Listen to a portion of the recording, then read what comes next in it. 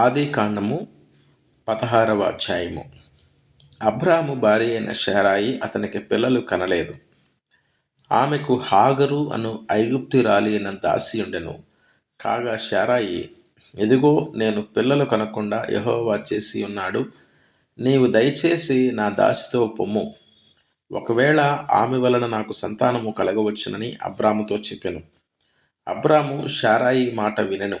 కాబట్టి అబ్రాము కానాను దేశములో 10 ఏండ్లు కాపురం ఉన్న తరువాత అబ్రాము భార్య అయిన శారాయి తన దాసి అయిన హాగరును ఐగుప్తీయురాలిని తీసుకొని తన పెనిమిటి అయిన అబ్రామునకు భార్యగా ఉండునట్లు అతనికి ఇచ్చెను.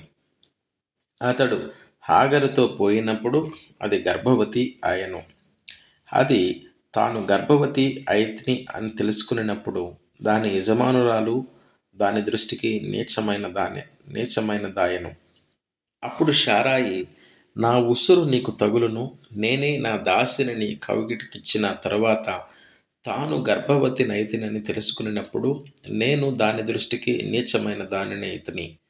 నాకును నీకును యెహోవా న్యాయము తీర్చునుగాక అని అబ్రాముతో అనెను. అందుకు అబ్రాము, ఇదిగో నీ దాసి నీ చేతిలో ఉన్నది, నీ మనస్సు వచ్చినట్లు దాన్ని చేయమని శారాయితో చెప్పెను.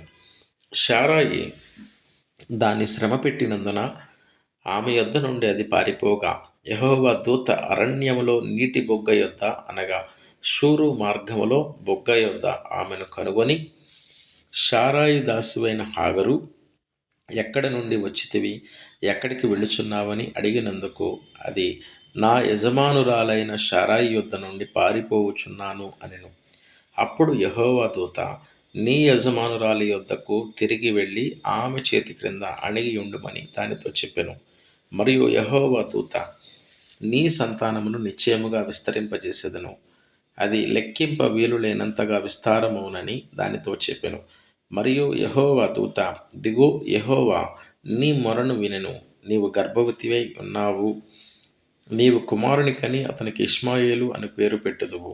అతడు అడవి గాడిద వంటి మనుష్యుడు, అతని చెయ్యి అందరికిని అందరి చేతులు అతనికిని విరోధముగా ఉండును.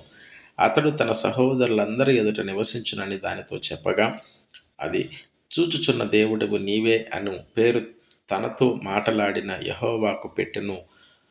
ఎలయనగా నన్ను చూచిన వాణ్ణి నేనిక్కడ చూచితిని కదా అని అనుకొనెను. అందుచేత ఆ నీటి బుగ్గకు బెయేర్ లహాయి రోయి అను పేరు పెట్టబడెను. అది కాదేషునకు బెరేదునకు మధ్య ఉన్నది.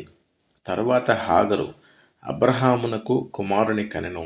అబ్రాము హాగరు కనిన తన కుమారునికి ఇష్మాయేలని పేరు పెట్టెను. హాగరు అబ్రామునకు ఇష్మాయేలును కనినప్పుడు అబ్రాము 86 ఏండ్లవాడు.